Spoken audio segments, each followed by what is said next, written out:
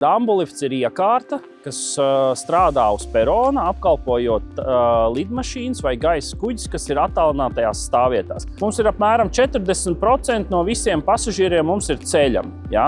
Mēs pagājušā gadā apkalpojām vairāk kā 20,000 pasažieru šāda veida, līdz ar to 40% no viņiem bija ceļami. Atšķirības starp vecajiem ambuliftiem un jaunajiem ambuliftiem vai šo elektrisko ir tas, ka viņš ir mūsdienīgāks, viņš ir nākamās paaudzes ambulifts, ar visām jaunajām tehnoloģijām iekšā, 360 grādu kameru, vieglāku, mīkstāku pacelšanos, un jebkuram pasažierim, kurš tiek apkalpots ar šo ambuliftu, viņš nodrošina daudz ērtāku un lielāku komfortu, principā, nekā ar iepriekšējiem.